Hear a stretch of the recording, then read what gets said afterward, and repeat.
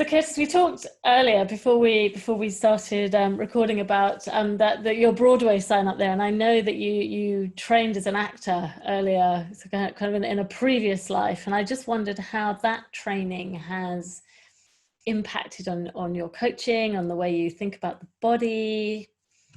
What difference did that make for you? Sure. Well, as an actor, I had to learn how to inhabit another observer, Mm-hmm. right? How does this character see the world? Yeah. Which I don't care who the character is, they're going to see it differently than I do. And so that's number one, is like to immediately begin to discover how others see the world, and Mm-hmm. in that how I see it differently. Yeah. Number one, and I think the second most important gift from acting into coaching was listening and being present. Because if I'm thinking about what my next line is, I'm not present Mm-hmm. to the situation and to my other actors, and then I'm just repeating lines. I'm not living a scene. Mm-hmm. So being present to the magnificent human being that's sitting across from me as a coach, and listening. And by listening, I don't mean just with the ears. I mean listening with my body, right? And when, sometimes clients hear me say that, I go, what does that even mean?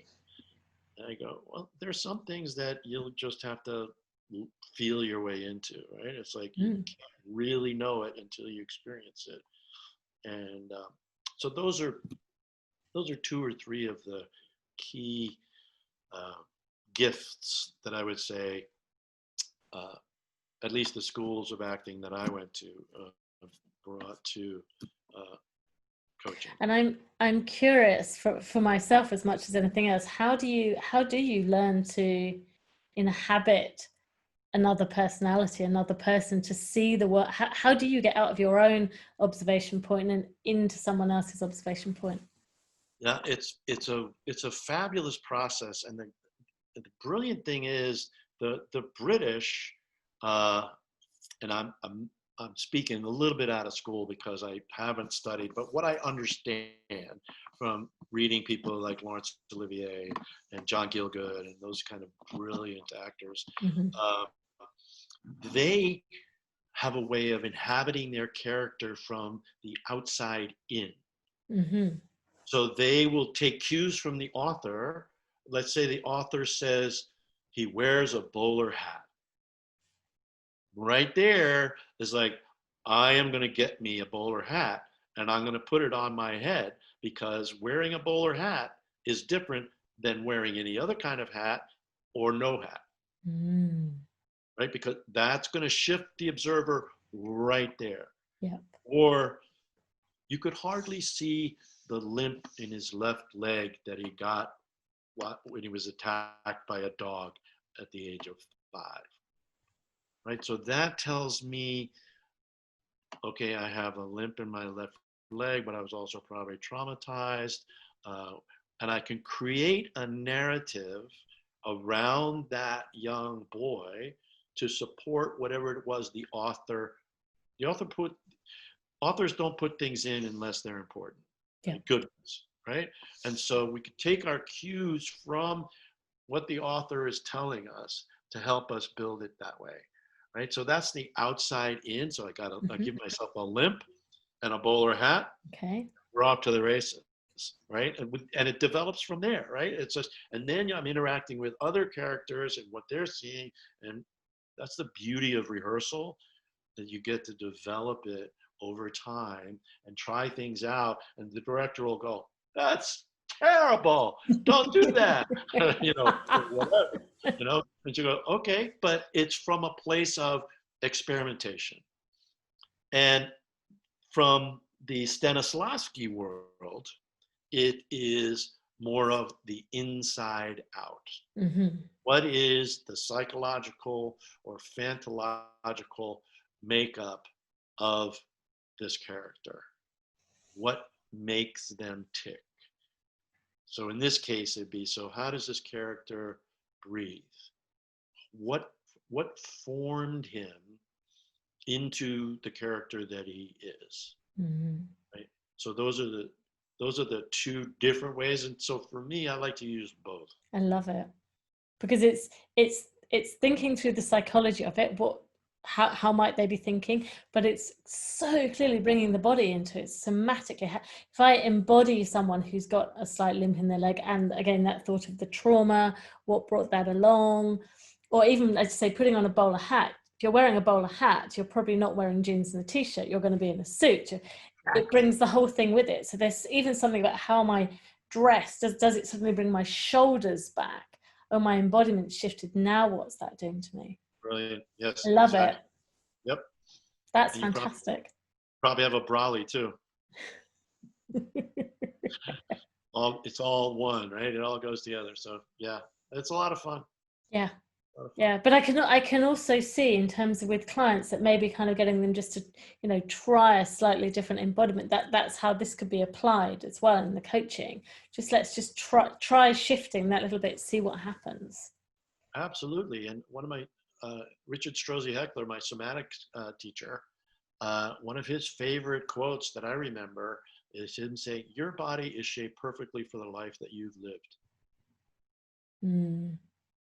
Right? So that whatever body presents itself in front of you as a coachee, it's like you can look at that and say, I wonder what this person has lived through such that they are shaped this way. Mm. Right? Brilliant question. Brilliant inquiry. Just from a curiosity point, and you listen to them, and their story will unfold. But another Stuart Heller, another somatics teacher, one of my favorite expressions of his is, how you move through space is how you move through life. Mm-hmm. So this goes back to the beginning of our conversation around the jokata, Yeah. and how you do the jokata, right, reveals how you do life. Yeah. If and what I heard you say is like, well, I have to get it right.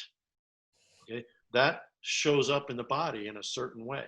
Yeah. That there's a tightness. It's like, oh, if I don't get it right, then what happens?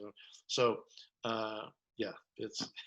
Yeah, and we say a similar thing in when I do my breath work, that the way you breathe is the way you live your life. Are you willing to take the breath in? Are you willing to take in your goodness? Are you willing to share? Are you closed, tight, and tense, or what's going on? So I guess there's many of these kind of bodily metaphors. Absolutely, we are coherent. Yeah. So how we do everything is an example of our lives. Yeah. How we breathe, how we stand, how we sit, how we walk, how we make love, how we read, everything. Yeah. Yeah, so it's great. But one other area I wanted to talk to you about, the time is racing past, but I wanted to talk to you about courageous conversations, because I know that's something that you're keen to help people have. And I wondered, from your perspective, what is a courageous conversation? Why do you believe they're so important? How do you help people have them? So I'm going to paraphrase Julio Olaya, and my memory of what he says is that whatever is not operating well within an organization or a system is because of either lack of conversation or about whatever it is, or a conversation about whatever it is that's being held poorly. Mm-hmm. So a courageous conversation, in my opinion, is a conversation about an issue that nobody wants to talk about, but is very important to be talked about. Yeah. And again, back to causes and conditions. What are the causes and conditions that led us here? But also, what are the causes and conditions that we need in order to have a successful, courageous conversation? Because I can have a courageous conversation, you know, it's like, but the person across from me is like devastated or whatever, right? That's not a successful, courageous conversation. No. Right? So it's not just a courageous conversation, it's a successful, courageous conversation is what you're aiming for. It's also to actually really mean conversation, which is to change together, right? That's having a conversation. Yes. Right? If I'm just talking at you, we're not having a conversation. No.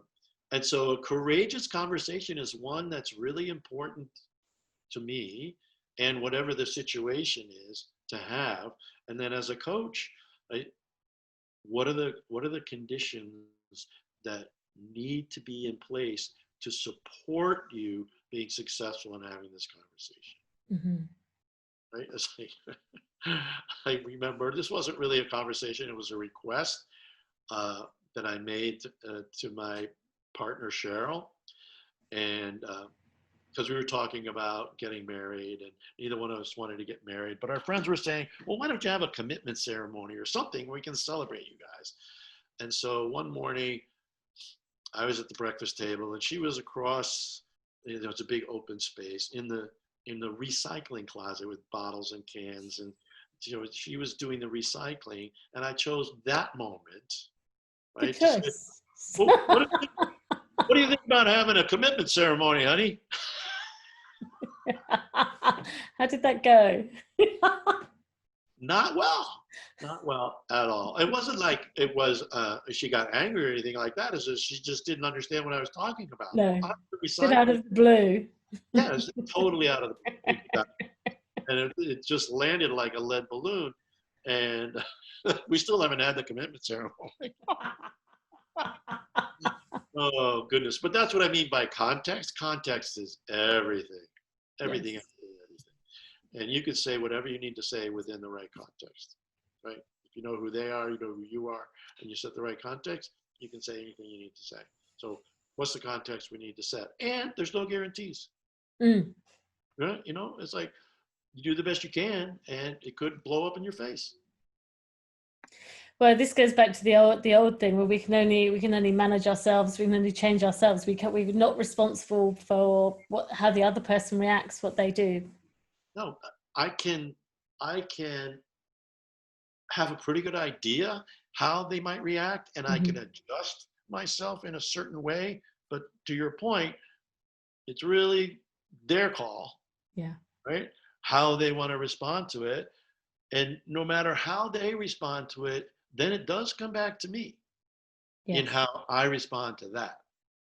Right? And so if I can maintain or come back to center, find my breath, remember why I wanted to have the conversation, remember who that person is to me, instead of immediately turning him into the enemy, then I have a much better chance of continuing that conversation, no matter how they react to the initial, right? So that's the Jokata practice, the two-step practice, all the embodiment practices.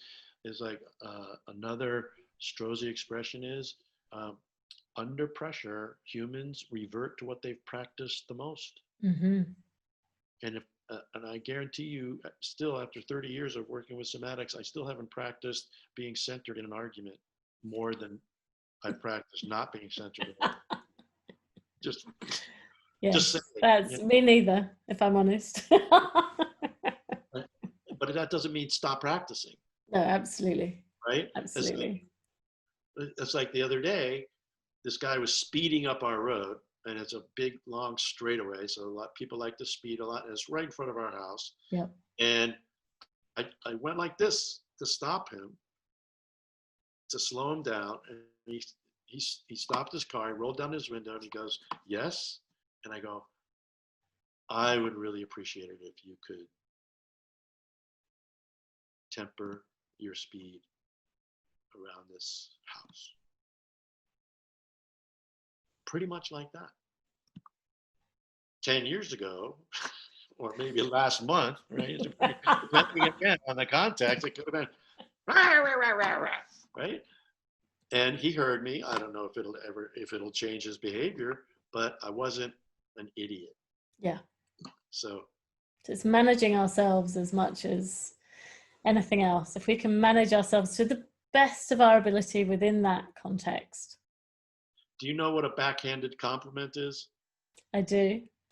So my son gave me the best backhanded compliment that I ever got. He goes, Dad, you're the reason I know people can change.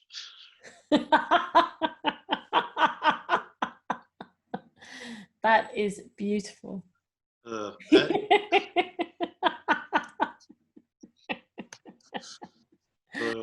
That's perfect.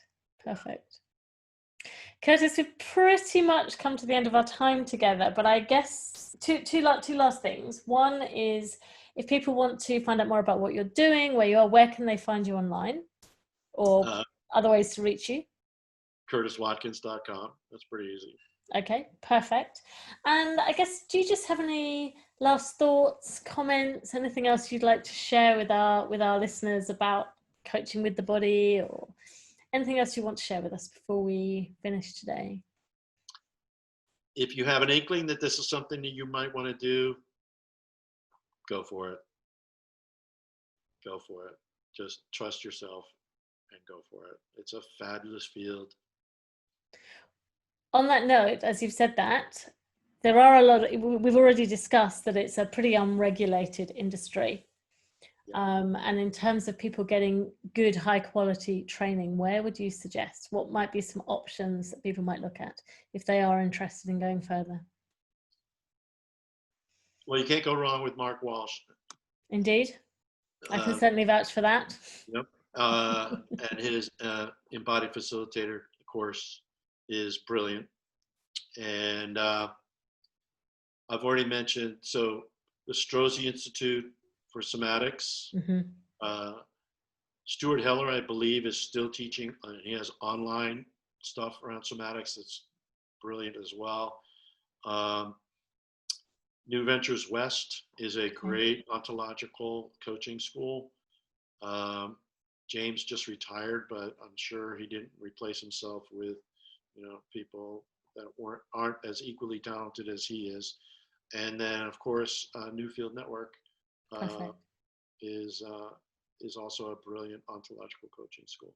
Great. Some really good suggestions there. Thank you. Just so that people have if they want to start looking into it, they've got somewhere to start looking for high quality training, because I think that is the key. Yep. And you mentioned CTI, so I know CTI, a lot of people. I'm CTI trained. Yep, absolutely. I also rate different school, different approach, but good, I think, solid quality. Absolutely. Coach training. Yep. Perfect. And now layered on with the embodiments as the Embodied Facilitator Course. So perfect. Great. Curtis, thank you so much. It's been an absolute joy to talk to you today. I really appreciate your time. I've really enjoyed our conversation. Me too. Great to meet you, Allison. Thank you so much for inviting me on. And I look forward to next time our paths cross. Absolutely. Thank you.